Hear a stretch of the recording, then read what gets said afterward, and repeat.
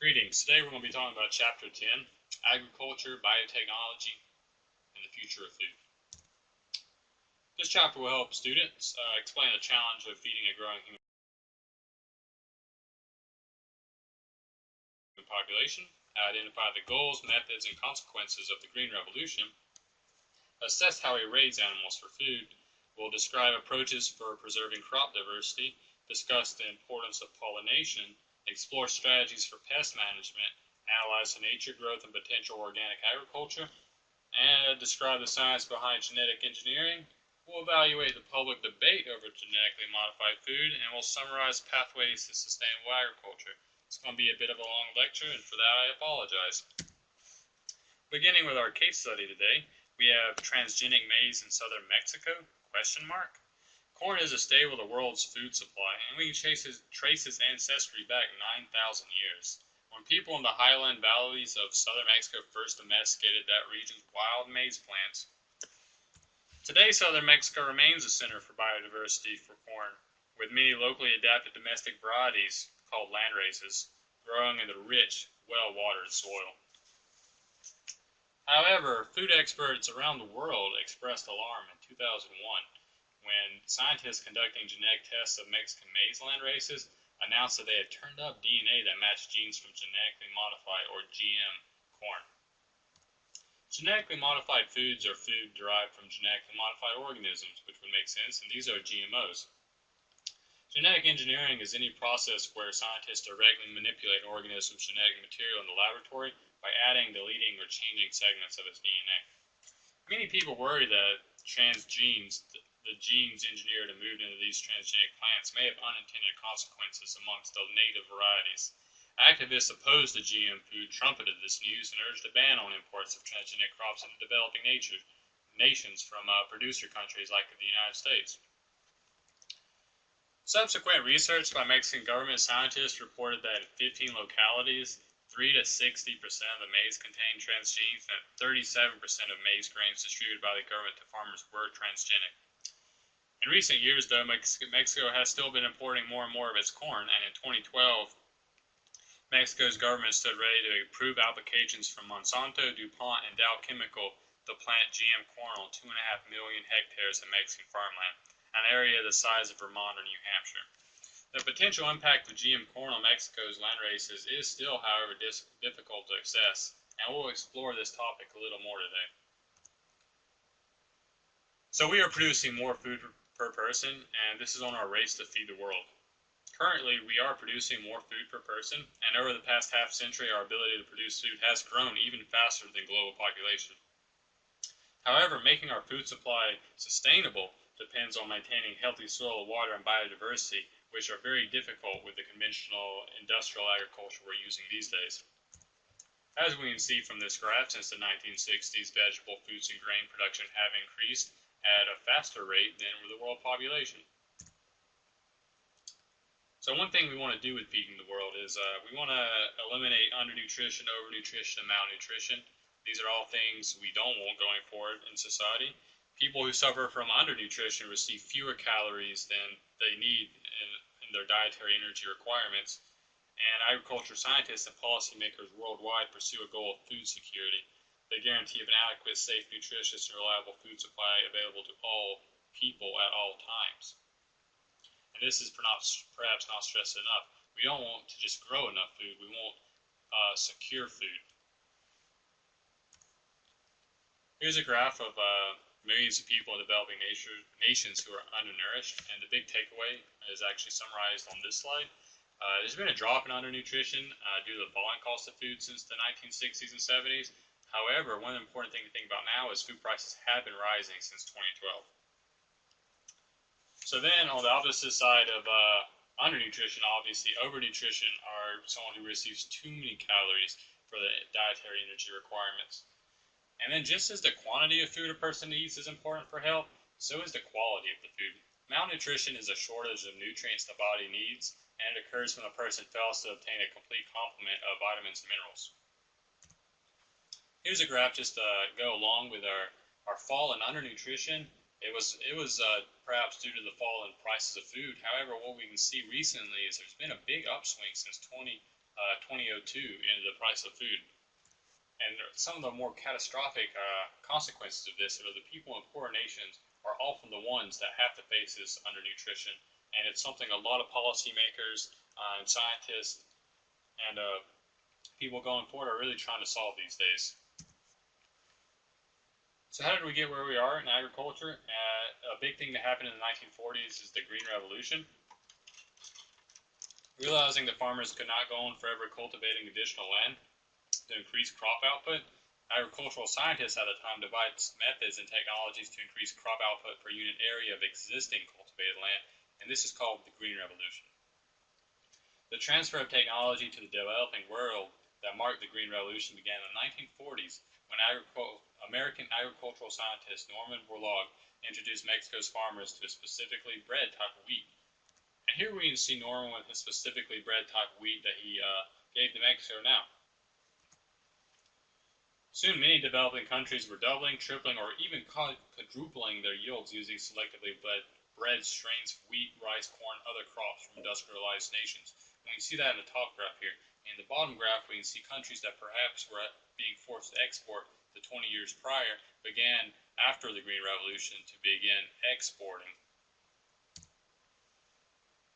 Just as most things in life, it's really just a life lesson, I suppose. The Green Revolution, it brought mixed consequences. It sounded really good, and developing countries imported the methods of industrial agriculture, such as the use of synthetic fertilizers, chemical pesticides, irrigation, heavy equipment. And high input agriculture was dramatically successful at allowing farmers to harvest more corn, wheat, rice, and soybeans from each hectare of land. Between 1961 and 2010, food production more than tripled, and per person food production rose 48%, while area converted for agriculture increased only 10%. On the negative side, the intensive application of water, fossil fuels, inorganic fertilizers, synthetic pesticides worsened pollution, topsoils, and soil quality. Also, the planting of monocultures, which are those large expanses of a single crop type, has made planting and harvesting way more efficient, but it has reduced biodiversity and increased the susceptibility of entire crops to disease, pathogens, and insect pests. And this brings the risk of catastrophic failure. This is what we were talking about with food security. This great field of wheat, it does have the possibility of being completely destroyed by a single catastrophic event. Monocultures have also contributed to a narrowing of the human diet. I think it's on this slide. 9% of our food comes from 15 crops these days and only 8 livestock species. So that's a little bit of food for thought. So going into some other topics, some biofuels actually reduce food supplies, or it's reported that they reduce food supplies. Biofuels are fuels derived from organic materials and used in internal combustion engines as replacements for petroleum. And in the United States, ethanol made from corn is the primary biofuel. The world realized, however belatedly, that growing crops for biofuels could compete directly from growing food for people, and this is something we've been thinking about a lot. There's been a whole lot of discussion. It might not actually compete directly with the food supply. I would encourage you to do your own reading, maybe draw your own conclusions. However, we are moving toward sustainable agriculture. And sustainable agriculture is agriculture that does not deplete soil faster than they form.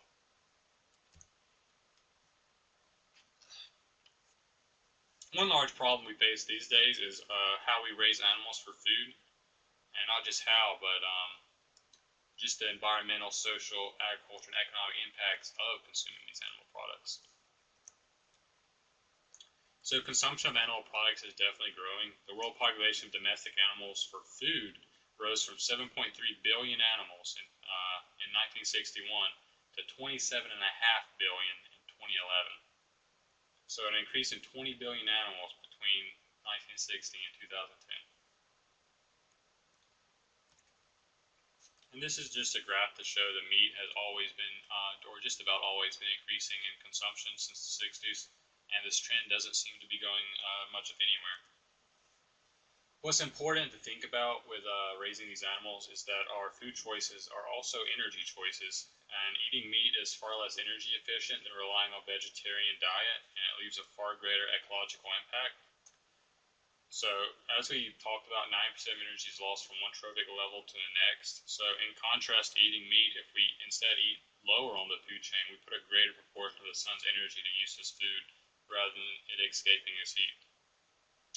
And some animals, however, do convert grain feed into milk, eggs, or meat more efficiently than others. And chickens are really good at this. So, land and water are required to raise food for livestock. And different animals have different ecological footprints, as we'll see.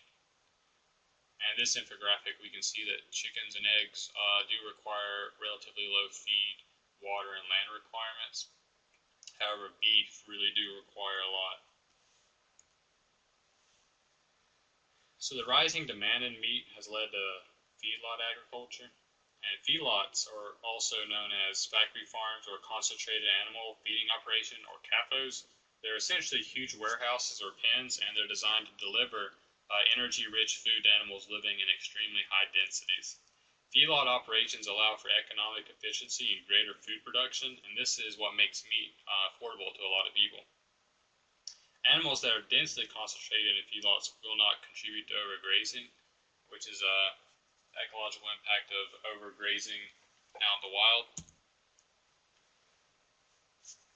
However, livestock agriculture do pollute the water and the air. Livestock produces prodigious amounts of manure and urine, and their waste can pollute surface water and groundwater. Also, the conditions under which they're kept are very crowded, and they necessitate heavy use of antibiotics to control disease. Feedlot impacts can be minimized, however, when properly managed, and both the EPA and the states regulate the U.S. feedlots. Yeah, here's just a picture of a CAFO. We have this chicken one on the left. There's a lot of chickens there. They don't have a lot of room to do chicken things, but they're not overgrazing. And on the left here, we have a lot of cows and not a lot of space, but they're not overgrazing. So there's benefits and there are negatives to it, and it's worth thinking about. We also we raise seafood with aquaculture. It's pretty similar to farming, and we call the cultivation of any aquatic organisms for food in a controlled environment. We call that aquaculture. Now, aquaculture is the fastest growing type of food production. Globally, it's doubled in just the last decade. And here's an example of an aquaculture facility. It's got waterways, runways, all kinds of ways to grow fish, and they grow them here, and they fish them here. It's very good. Here's just a breakdown of what's grown in aquaculture. Majority is fish, nearly half, and then we have aquatic plants, mollusks, and a couple other things. Aquaculture does bring benefits. It helps ensure people a reliable source of protein. There's a lot of protein in fish. It also reduces fishing pressures on over-harvested and declining wild stocks, which is something a lot of people care about and are interested in these days. But aquaculture does have negative impacts as well. So dense concentrations of farmed animals can increase disease, which reduces food security, necessitates, again, antibiotic treatment, and results in expense sometimes. Also, it's worried about that the escapes of farm animals into the environment can have negative consequences such as spreading disease, outcompeting native species, and introducing eugenetic material to a native population. As you can see here, this is a really big fish as opposed to its counterpart in nature. So we got to worry about that too. So crop diversity provides insurance against failure. It makes sense, kind of. So preserving native variants protect against crop failure. Monocultures, we've been talking about, they're vulnerable. Wild relatives contain genes that can provide resistance to disease and pests. We've lost a whole lot of genetic diversity in our crops. Only 30% of corn varieties in Mexico still exist today.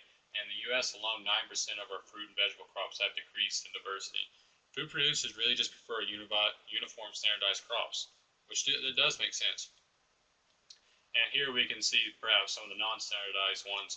We have this pollination by hand method of this corn crop, and at the top we have the traditional foods of the desert Southwest. And as you can notice, there's a variety of corns here, and they're all very neat. So another way of preserving crop diversity is a really neat thing called a seed bank, and seed banks are known as living museums. Protecting areas in cultures that maintain a wealth of crop diversity is one way to preserve genetic assets for agriculture, but another is to just collect and store seeds from diverse crop varieties. This work is the work of seed banks, institutions that preserve seed types as a kind of living museum of genetic diversity. And there's an internationally funded one, the Svalbard Global Seed Vault. It's the so-called Doomsday Seed Vault. Stores millions of seeds. I don't know why it's out in the ice here, but it does make it look way cooler. It's a doomsday thing, so I guess it fits out here. So we depend on insects to pollinate our crops. This is pretty general, common knowledge, and pollination is just the process by which the male sex cells of a plant fertilize female sex cells. It's the botanical analog of sexual intercourse. And while our staple grain crops and grasses are wind pollinated, many of our crops depend on insects for pollination. And one of the problems with that is populations of native pollinators have declined precipitously. You've probably heard of this. The bee populations do keep decreasing. Preserving the biodiversity of native pollinators is especially important today because the domesticated workhorse of pollination, the honeybee, it's also declining, as I was saying. Parasitic mites have been devastating the hives of these bees in recent years. In each of the last several years, up to 1/3 of honeybees in the United States have vanished from what is being called colony collapse disorder. Farmers and homeowners can help maintain populations of pollinators by reducing or eliminating pesticide use, by planting gardens of flowering plants, and by providing nesting sites for bees. I think it is pretty necessary for us to save the bees. So then, pests and weeds, in quotations, hinder our agriculture.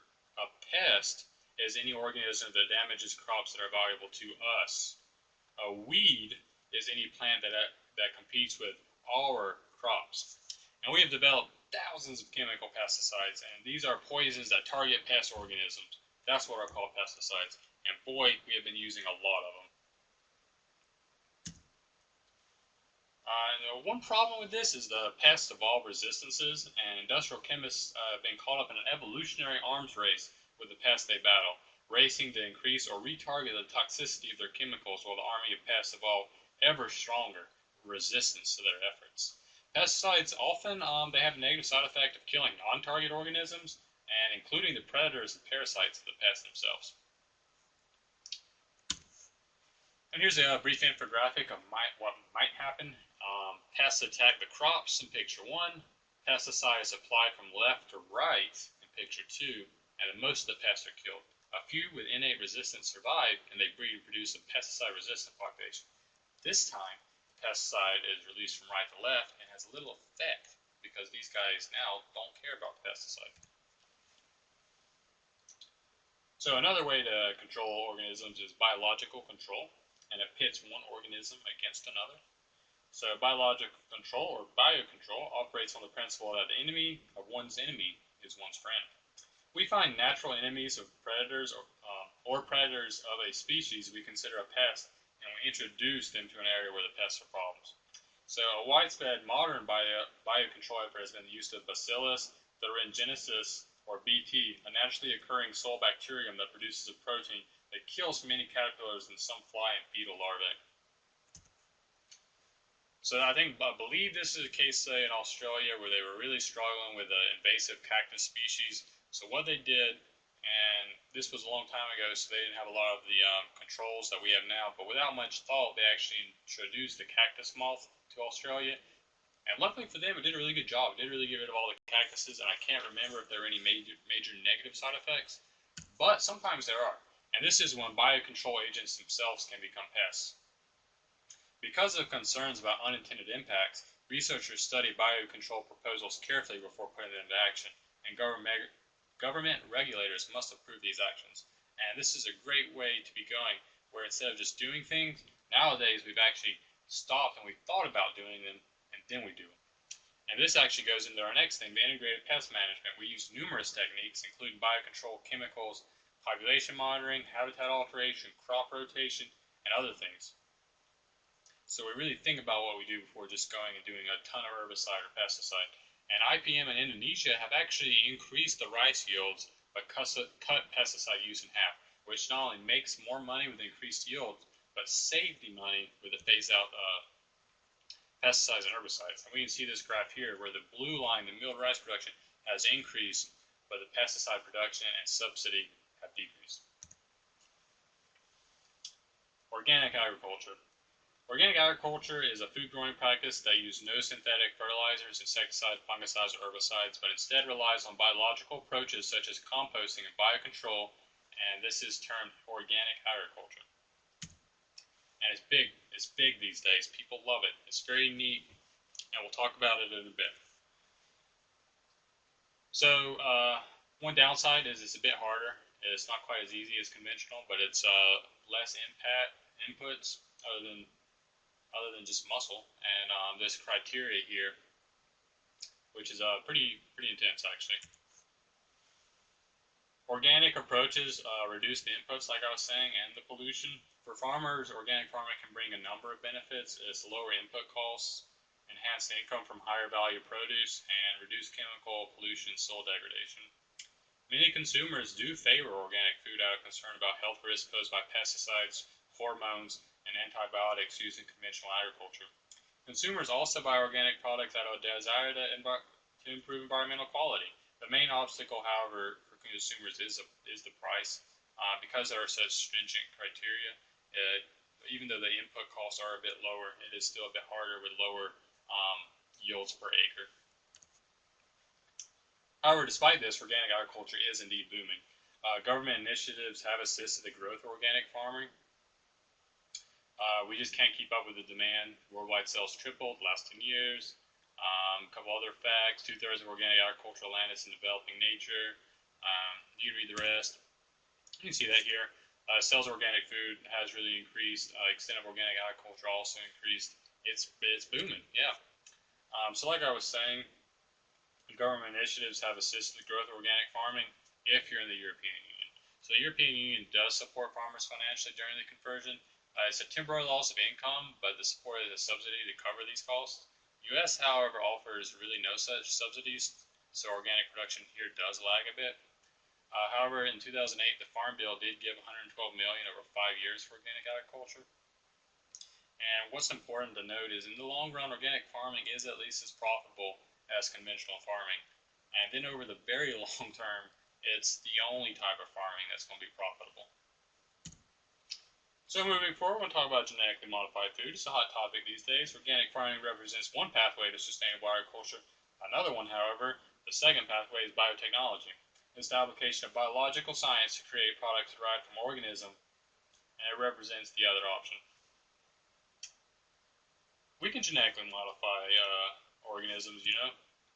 Much of the genetic engineering in agriculture has used recombinant DNA, and it's DNA that has been patched together from the DNA of multiple organisms. We have a brief graphic here. We have a bacterium, the cell from another organism. Take out their DNAs. We take the gene of interest, and we take the plasmid from a bacterium. We combine them into recombinant DNA, put it back in, cell division, reproduction, gene transfer. We got a GMO. Here's a graph of millions of hectares planted in genetically modified crops. And as you can see, it's been steadily increasing. And interestingly enough, actually, developing natures have recently started to pass industrialized nations in the hectares planted. So GMs by crops by type.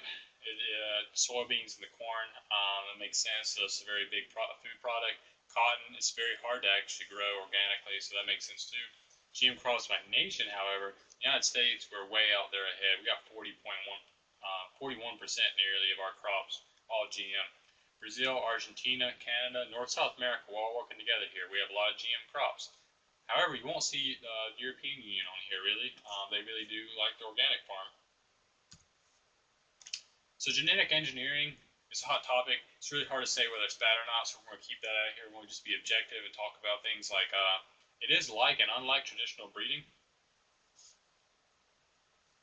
The genetic alteration of plants and animals by people really isn't anything new. We've been doing it for thousands of years.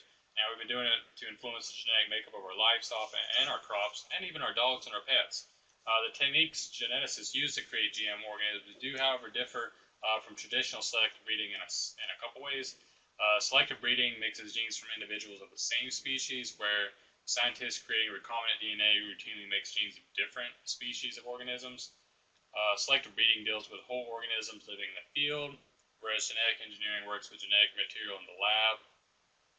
And lastly, traditional breeding selects from a combination of genes that come together on their own, but genetic engineering creates novel combinations that we won't directly. Biotechnology is transforming the products around us. It's impossible to deny. GM foods are a really big business. Globally, in 2012, 17 million farmers grew GM foods on 170 million hectares of land. 9% of U.S. corn, soybean, cotton, and canola are GM plants. And most GM crops are herbicide and pesticide resistant, so large-scale farmers can grow crops more efficiently. So what are the benefits of GM foods? Proponents of GM foods maintain that these foods bring environmental and social benefits, assisting efforts towards sustainable agriculture in several ways. Raising food yields while lowering production costs for farmers enhances food security for society. Crops that increase yields on existing farmland help conserve biodiversity and ecosystem services because they reduce pressure to clear forests and convert natural lands for agriculture. So this is actually a really unique and good argument, I think, where the people argue against the monoculture because the diversity on that farm is lower and it's not as healthy. But GM foods say if we can grow more food on this small area of land, even if it is monoculture, we are saving biodiversity of other areas that we don't have to clear for farmland.